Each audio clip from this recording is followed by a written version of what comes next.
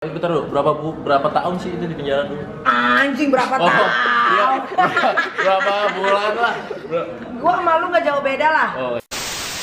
Oke, seperti yang kalian lihat di sini saya sedang bersama Nyai Nikita Mirzani. Oh ini gimana sehatnya? Lu yang sehat enggak? Sehat. Gua. Sehat. Kan lu yang baru keluar dari penjara. Berapa hari lu keluar dari penjara? Belum sebulan sih. Sebulan. Belum sebulan. Mau bikin kesalahan lagi? Enggak. Mau bikin yang viral lagi nggak? Bikin yang viral tapi jangan Viral sampai tapi masuk penjara. kebaikan gitu. Iya. Nggak Jangan usah. kebaikan juga, yang gila juga nggak apa-apa, tapi jangan sampai masuk penjara. Jangan sampai masuk penjara, jangan melecehkan orang. Iya. Itu aja. Lu bikin aja kegilaan-kegilaan gak ada masalah. Cuma jangan yang gila parah gitu. Iya, kayak kemarin kalau lu nggak ngasih sampah aja sebetulnya good aja sih. Iya sebenarnya ngasih sampah cuma balik lagi ngasih yang beneran harusnya kayak harusnya gitu. Harusnya. Iya. Terus Banyak banget nih yang DM waktu gua keluar dari penjara. Bang lu itu dibelain sama Nikita Mirzani. Terus disuruh camperin sini. Sekarang gua mau ngobrol santuy aja kali ya. Iya, deg-degan gua anjir. Ketemu idola. Ketemu idola, anjas, idola. Mau muda. emang iya lu mengidolakan. Itu aku DM udah lama aja. Masa? Kenapa Iya. minta duit? Lu nggak centeng biru sih, kalau nggak centeng biru gua nggak buka cuy. Jadi gue sempet DM. Ya begitulah, nggak dibalas. Apa itu isi DM ya kalau gua boleh tahu? Apa ya lupa udah lama. Lama banget. Iya waktu gua kelas 3 SD kalau nggak salah. Terus Nih jadi kenapa Nyai Nikita? Apa? membela. Iya membela. Gimana tuh? To be honest ya, jujur. Jujur ini mah nggak usah dipotong lah ya. Ya buat gua itu memang lu harus dibela walaupun lu ada salahnya, ya. Yang benarnya itu adalah memang kita harus menghargai yang namanya bulan Ramadan. Ya, harusnya yang namanya prostitusi dan sebagainya itu tidak ada, harusnya ditahan kurang lebih 1 bulan karena kan puasa itu 1 tahun sekali. Salahnya kenapa? Karena lu melecehkan kaum transgender. Lu memberikan sampah, abis itu lu ketawa-ketiwi. Nah itu salah sebetulnya gitu kan. Dan ada beberapa konten lu juga yang memang menurut gua salah, tapi mungkin memang itu gaya lu karena baru gua tahu juga ternyata umur lu baru 21 tahun. Iya. Gua juga semasa gua di umuran lu itu, nah balungnya gua lebih dari lu sebetulnya. Cuman dulu gua tidak punya wadah, tidak ada sosial media, jadi mungkin gua tidak viral. Kalau sekarang gua melakukan hal yang gila pun mungkin gue akan lebih jatuhnya lebih viral dari elu gitu. Nah itu aja sih. Buat gue kenapa gue bisa membela lu karena buat gue sanksi dari masyarakat Indonesia itu udah lebih dari cukup memberikan pelajaran untuk diri lo sendiri gitu kan. Kenapa gue nggak setuju lu dimasukkan ke penjara karena buat gue tidak, menurut gue nggak ada yang salah. Gak ada yang salah menurutnya. Iya, menurut gua nggak ada yang salah. Yang salahnya itu ya sampahnya aja gitu. Selebihnya overall sih ya lo ya kenakalan remaja lah gitu.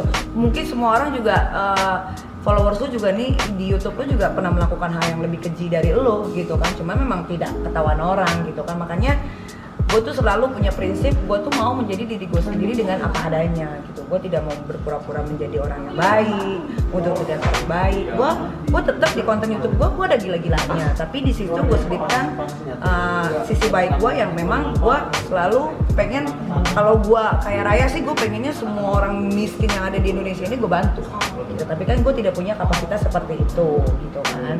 Jadi ya buat gue ya wajar aja lah kalau kenakalan remaja kayak lu ini melakukan seperti itu. Cuman bedanya ya tadi yang gue tak tahu dari cerita lu kan ada orang yang iri dengan lo akhirnya menjatuhkan lo. Ya itu lagi balik lagi Ferdinand. Ketika kita sudah dikenal orang, kita tuh harus menjaga segala sesuatu. Kalau lu nggak kuat-kuat amat, jadinya akan seperti itu. Beda kalau lu sudah makan asam garam atau lu udah pernah ngerasain lah. jam terbangnya lebih tinggi, mungkin lu akan lebih berani speak up. Kalau kemarin kan lu nggak punya jam terbang juga, lu juga tidak punya apa-apa, skill atau kemampuan apapun. Akhirnya ketika lu ada di satu posisi yang sangat amat down, lu pasrah. Harusnya lu masih bisa speak up di situ. Lu seharusnya di situ ngomong apa yang sebenarnya terjadi gitu kan. Kayak gue juga baru tahu ternyata video tapi bohong itu sudah lu buat dari 2019 ya.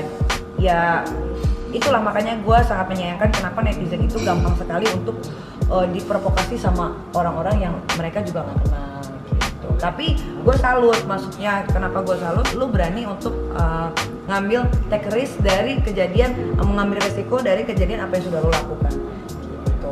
Masuk penjara itu bukan sesuatu yang mudah ya, ketika lo harus tidur di balik jeruji besi bersama orang-orang yang tidak lo kenal dengan fasilitas yang seadanya, pasti lo akan down ya kan. Nah ketika lo down itu mungkin di dalam penjara itu lo bisa berpikir apa yang harus gue lakukan nanti ketika gue keluar dari penjara gitu. Hanya lo yang tahu. Iya.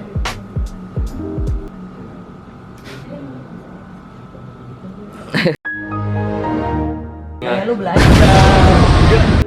Gue masih deg-degan, gak nyangka aja gitu ketemu sama Nyai gitu.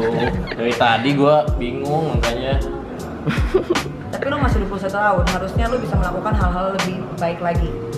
Positifnya lo harus ada, nakalnya harus ada, positifnya harus ada supaya di balance. Gitu. Gue orangnya tipikal orang yang tidak mau menjudging seseorang. Apalagi orang itu tidak pernah gue kenal. Tapi setelah gue tahu lu, dengan kita bicara yang tidak terlalu lama dan tidak terlalu singkat juga, gue mengenal lu sedikit. Oh ternyata Ferdinand itu seperti ini. Oh ternyata dia masih muda. Oh ternyata yang dia lakukan begini, begitu. Gue tuh tahu gitu sedikit banyak. Oh iya, kan Nyai itu pernah masuk penjara nih. Gimana nih perasaannya? Oh kalau gue bangga, gue masuk penjara karena gue berantem. Gue nggak pernah narkoba, gue tidak pernah ngambil uang orang, gue nggak pernah korupsi, gue tidak pernah melengsarkan orang, tapi gue berantem. Dan itu berantem bukan gue yang berantem lagi, tapi gue pasrah. Gitu ternyata setelah gue pelajari, gue tidak boleh jadi orang yang pasrah. Tapi gue harus bicara, gue harus speak up. Ah, beruntungnya gue adalah sekarang gue punya wadah. Gitu. Oh iya nih, gue mau tanya juga Nyai. Cara Nyai yang kan abis keluar dari penjara nih, pasti drop banget gitu kan. Nih caranya buat bangkit lagi itu gimana gitu? Jujur waktu gue masuk penjara itu, gue dropnya itu ketika gue harus dipisahkan oleh kedua anak gue. Keluarga juga ya? Dan keluarga. Itu berapa tahun sih itu di penjara dulu? Berapa tahun? Berapa bulan lah? Gue sama lu gak jauh beda lah. Oh jauh beda. Gitu. Yang gue sedih karena gue waktu itu masih ASI dan gue harus dipisahkan dengan anak gue yang masih menyusui. Itu buat gue satu kesakitan yang harusnya gue nggak terima tapi gue harus lakukan gitu. Nah kenapa akhirnya gue bisa survive dan seperti kita yang sekarang lo kenal ini, gue harus menunjukkan bahwa dalam keterpurukan gue itu tidak menjadi manusia yang sangat lemah, tapi gue tunjukkan ke orang-orang yang sirik sama gue, yang benci sama gue, yang tidak mengenal gue pun benci. Gue akan tunjukkan kalau gue bisa lebih sukses dari kalian-kalian yang membenci gue. Dan gue sudah buktikan. Nah, gue kasih tahu ya, lo akan menjadi sukses ketika lo bisa merubah lingkungan lo. Yang bisa membuat lo hancur itu pertemanan, lingkungan, ya, sama pikiran yang ada di otak lo.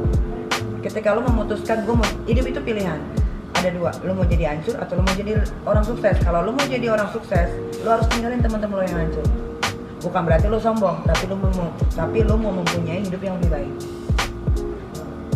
Paham? Gitu.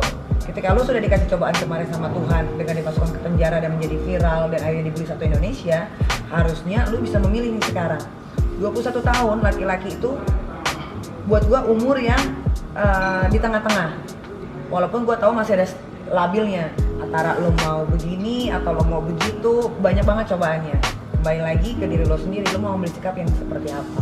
Jadi ini curhat aja ya guys. Gua mau minta pendapat aja sama Nyai yang udah pengalamannya udah jauh lah daripada gua. Nih buat orang-orang yang udah judge saya gitu ya. Gimana tuh tanggapannya? Buat gua orang-orang sudah mengejat lo itu adalah itu adalah hak mereka masing-masing, ya. Tapi lu bawa santai aja, karena yang mengejat lu pun belum tentu baik, ya kan? Kita nggak pernah tahu netizen dari 10.000 yang ngejat lu, mungkin 10.000-10.000-nya juga jahat, ya kan? Mungkin juga memang itu adalah kebahagiaan dia untuk membuli orang. Jangan lu tanggepin gitu, tapi jadikan suatu motivasi supaya lu bisa buktiin sama halayak ramai atau orang-orang yang membenci lu bahwa setelah selesai masalah ini lu bakal bisa jadi orang sukses. gitu loh. Justru semakin banyak hambatan, semakin banyak yang bully, itu harusnya bisa membentengi lu supaya lu bisa lebih kuat dan bisa membuktikan sama orang banyak. Lu lihat, kalau dari penjara gue gak akan terpuruk, gue malah bakal jadi orang sukses itu. Nah, pilihannya tadi, lu kalau mau jadi orang sukses, lu harus menjauhi lingkungan lu yang buruk. Karena lingkungan itu yang paling bisa mempengaruhi diri lu sendiri. Apalagi kalau lu labil, itu paling gampang.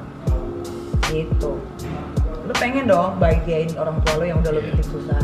Lu pengen dong beliin orang tua lu sesuatu yang mungkin murah tapi itu adalah pemberian dari anaknya. Lu pengen dong punya uang banyak. Gimana caranya? Ya hanya lu yang tahu.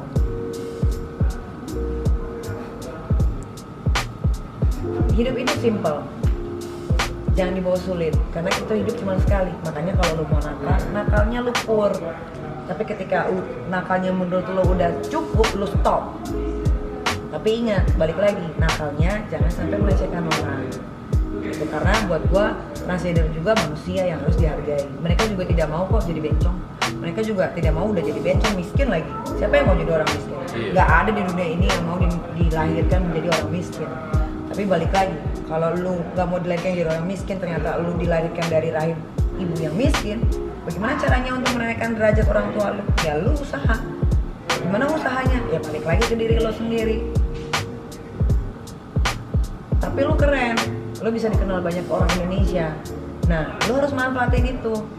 Ketika lu sudah dikenal orang banyak dengan kesalahan lu harus balik lagi, lu juga harus dikenal orang banyak dengan kebaikan lo. Tapi jangan yang dibuat-buat. Iya, kayak gitu.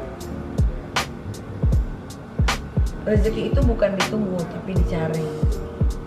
Sekarang 21 umur lo? Iya, makanya. Sekarang tanggal 21 jam 23 malam. Iya. Berarti 21 tahun depan lo harusnya udah bisa jadi orang sukses. Amin. Amin ya Robbal, amin. Saya closing. Oke. Nakal itu wajar, apalagi laki-laki. Itu wajar banget. Tapi nakalnya harus ada limitnya. Yang penting jangan pakai narkoba, Paleka. Udah lama itu enggak? Bagus. Yang penting udah pernah ngerasain kan, tahu kan dampaknya nggak bagus. Iya. Apalagi sekarang lu udah dikenal orang. Kalau lu pakai narkoba, lu bisa ditangkap dengan gampang. Dengan mudah. Benar, jangan hindari narkoba. Kalau masih nakal-nakal, pakai lunti segala macam, namanya nakal anak kecil. Ya orang pasti mau berimajinasi, eksperimen segala macam, itu bisa dimaklumi. Untuk gua, nggak tahu untuk orang lain.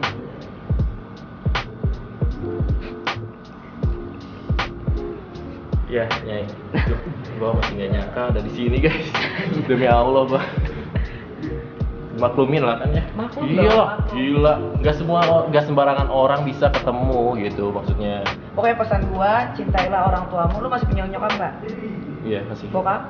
Masih cuma udah bisa. Divorce. Oke, cintailah mamamu, bapakmu walaupun udah divorce. Kasih dia kebahagiaan. Sekecil apapun tuh berarti kalau dari anak sendiri. Oke. Jadi segitu aja, guys. Thank you banget buat Thank you loh Paleka, gue juga thank you so much ya udah mau datang ke rumah gue. Ternyata dia masih polos loh, nggak seperti yang kalian juga lihat. Kalian yang lihat di kamera itu gue cuma buat ngehibur doang Iya. sih. Kadang-kadang gini loh, Nggak tahu kadang-kadang aslinya gitu. gue juga mau nitip pesan nih sama netizen. Jangan kalian telan mentah-mentah apa yang ada di sosial media, di YouTube, Instagram. Kadang-kadang kita membuat satu kegilaan, kelucuan. Kayak gue tuh sebagai artis. Sebenarnya apa-apa gue serba terbatas, gue nggak bisa melakukan hal gila. Kalau gue melakukan hal gila, nanti orang pasti nganggap gue jelek segala macam. Tapi kalau gue kan emang gue head aja, karena gue nggak minta uang juga dari netizen anyway, gitu kan. Nah, cuman kan untuk sebagian orang rada-rada nggak mampu, nggak kuat gitu kan. Kalau gue head aja gitu. Cuman kalau gue pesennya buat lo, ya karena lo udah terkenal dengan viralnya ngasih sampah. Kalau lo mau melakukan kebaikan, lakukanlah dari hati. Bukan karena lo mau menunjukkan ke khalayak ramai. Kalau gue ini juga bisa melakukan kebaikan lo, jangan. Walaupun sekecil apapun, kalau lo melakukannya dengan ikhlas, walaupun orang manusia ini tidak bisa melihat, tapi Tuhan tahu segalanya. Itu kayak gue biar kayak begini, kan gue nggak harus dong nunjukin ke orang kalau gue sholat. Iya. Sholat itu ibadah itu urusan sama yang di atas aja. Bener, gue minum gue jalan. Tapi namanya gue waktunya untuk sholat, gue pasti akan sholat dengan apapun keadaan gue.